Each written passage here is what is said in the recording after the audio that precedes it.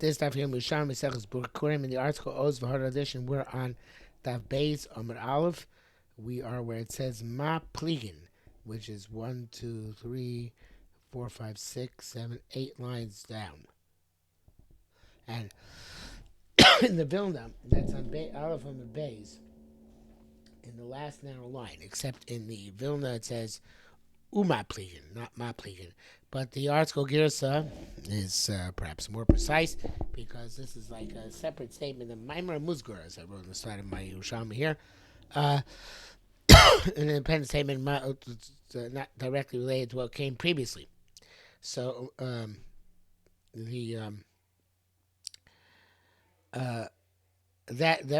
machlekes, Ma Pligin, the machlekes that Yehuda Rabbanan, as to when someone sells a path, is he selling that to the only the right to walk, or is he selling the ground rights underneath the path? That's specifically by Meichel Shvil Chavero. Somebody sells a path to his friend. Machlo Sodeh, but let's say he sold him a field. V'shilo, and he left a path for yourself. The seller left the path himself. Everybody agrees that shir lo ad hatohim. So everybody agrees that the seller buying raw sold. He only sold the field, but when he retained for himself the path, he retained also the ground rights under the path. Okay, so that is kind of a independent statement, and really a Basra issue, right? And both Rabbanan and Rabbi Yehuda agree that Mocher buying raw Mocher, and therefore he retained for himself the ground under the path. I don't know if the article brings down the Gemara Basra.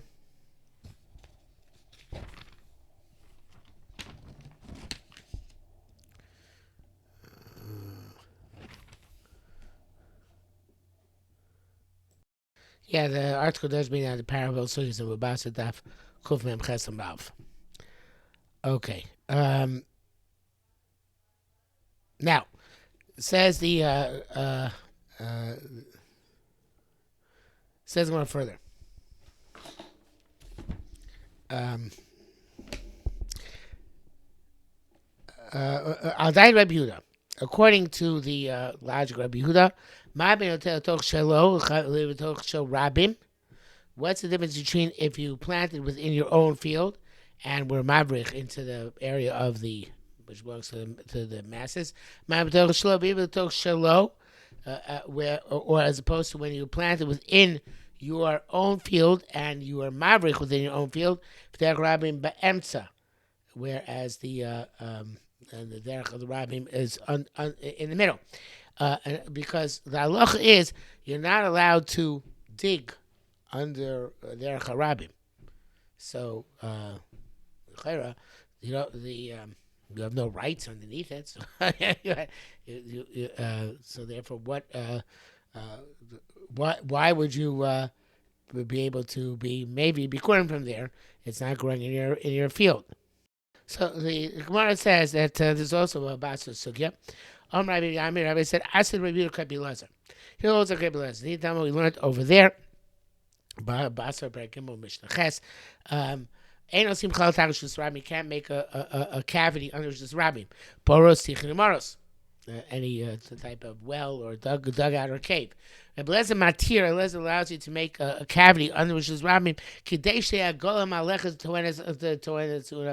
As long as you make it strong enough that a wagon which is full of stones can ride underneath that over that cavity, and it's not going to collapse. So Rabbi Eliezer says under Rishus Rabbim you can. It's not really shalom, but it's considered to be sufficiently. You have the right, let's say, to dig things under Rishus Rabbim and and traverse it underground with your tunnel, whatever the case may be, as long as it's strong enough for the on the surface. So the so too Rabbi Yehuda says that you're allowed to be mabrich under Shusram. It's considered like it belongs to you. Now, though this is not explicitly more, the Gra learns this about a case where he sold originally this is his field, and he sold derech Rabbim in the middle of his field. So derech in the middle of his field to the Rabbim. And everybody agrees, even though he sold his field to a Yachid, it's machlekes, whether you sold to him just the right to walk or even the ground rights. When he sold to the Rabbim, he certainly sold the ground rights. But nevertheless, according to Rabbi Yehuda, so still you would be allowed to dig underneath it. Now, here it's without a pipe of any sort or a gourd or anything underneath. It's an issue straight up of gezel, right? Because it's gezel rabbim. So even if you said it would be ad moscha, because if you put it into a gourd or something like that, or a pipe or something like that, it still would be a gezel rabbim. You're not allowed to dig under the area versus rabbim. So therefore, forget about the separate issue of ad moscha. May or may not apply, but the issue is gezel. That's why I think what I should say, Rabbi Eliezer holds it's not gezel rabbim, as long as you make it strong enough underneath that it's going to strong enough that over on the top of it, the wagon with the stones can pass. So therefore, it's as if the Rishus Rabbim is. It's not gezel. Let's put it that way. It's not gezel. So it's not clear again if you require the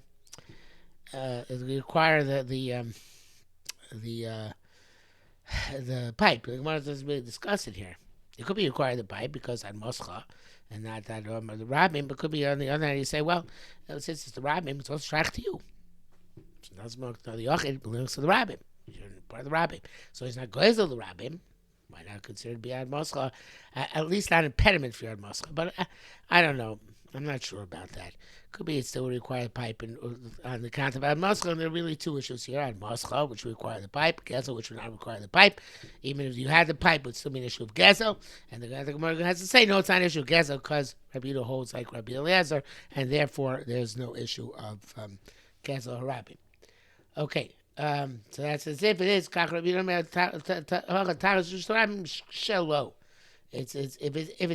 It's as if it's his. Okay. Rabbi Shmuel and Rabbi Yitzchak boy. So Rabbi Yitzchak said, "In Rabbi Eliezer, we hold like Rabbi Eliezer, you're allowed to dig on Shusharim. Yavi v'yikra.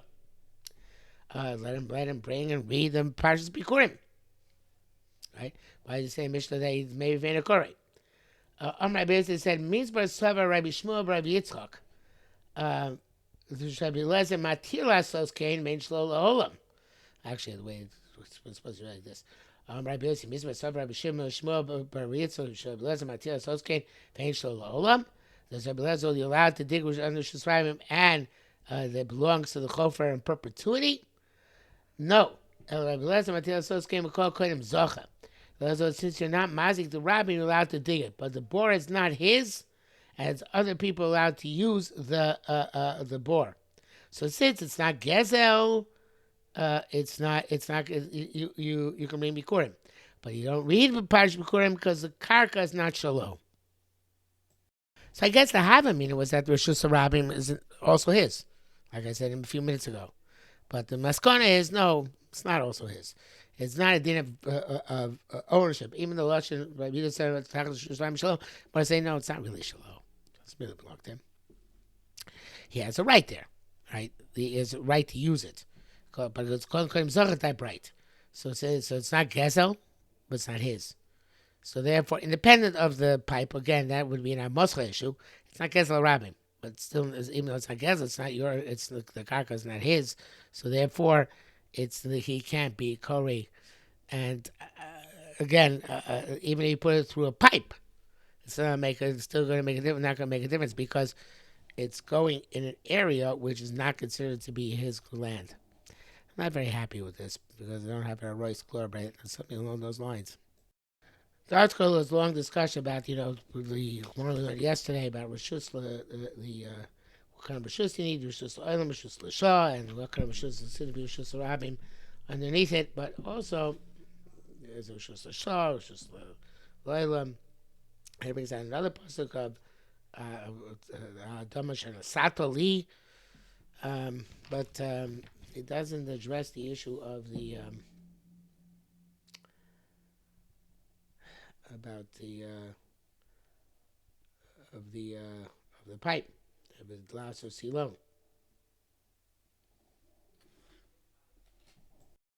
The Gra does point out something interesting, which is that it's never this idea of kohenim zocha means that it never actually belongs to any. You have a right to use it, but it's never actually ownership because you never zoichem in hefker. You have the right to use this hefker, and somebody else comes along, he can use the hefker. So therefore, it's the way he puts it is. So I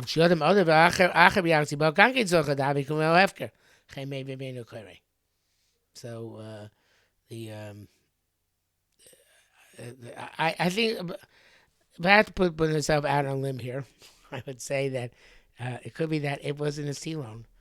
Underneath Rishus Rabim, it could be it would be work. It would work. There's all talk about where there is no sea loan.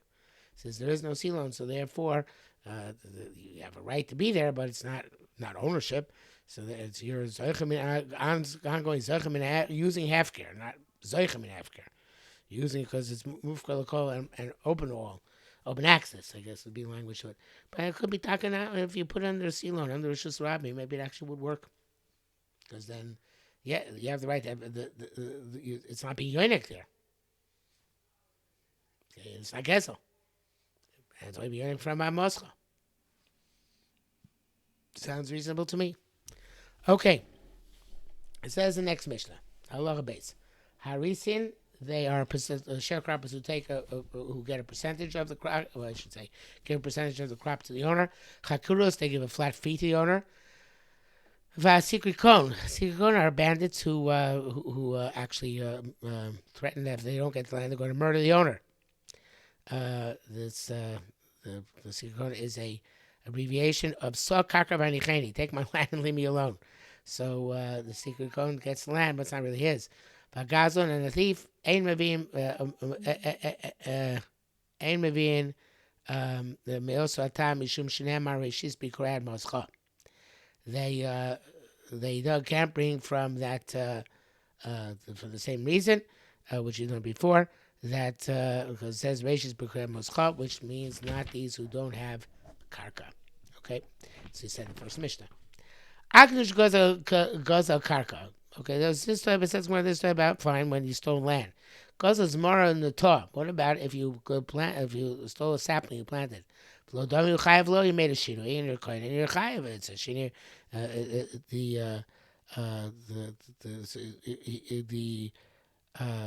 made a shino ma'isa. Shino rishus. It's just owe money, so it should be chayav, right? El tzurich l'rabanin.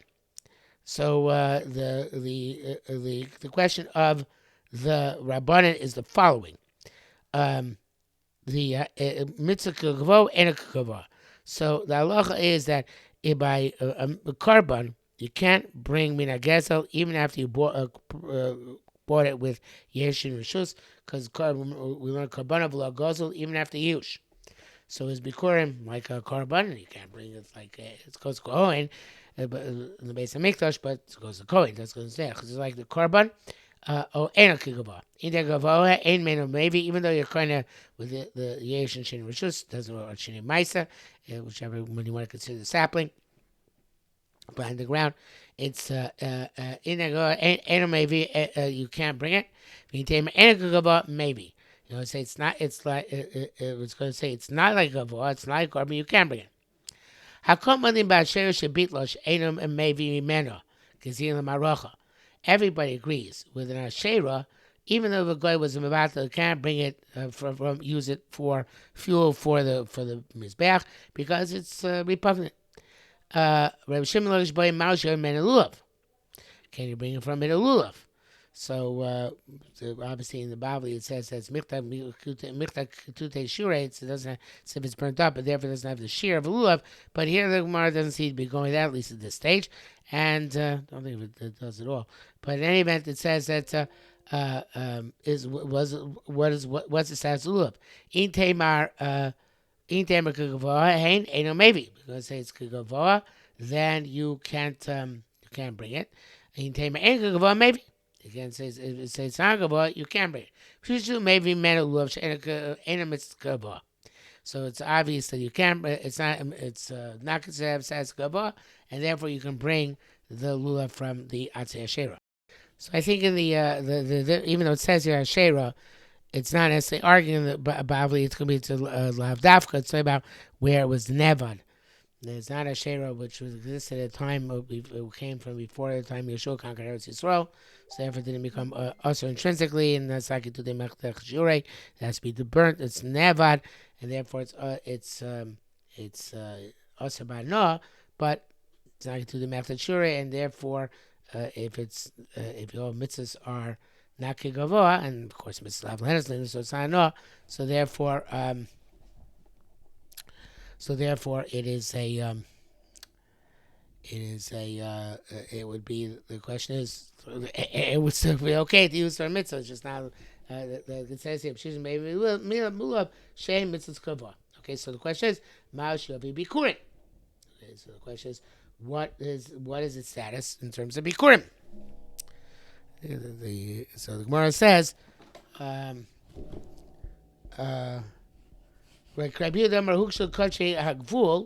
it says it's like kachei gvul. It's because it can be given to any kohen. So if it's like trumas and meisos, maybe it's not gavul. I mean, huksul kachei. Maybe mikdash is only given to anshe mishmar, not to any kohen you want.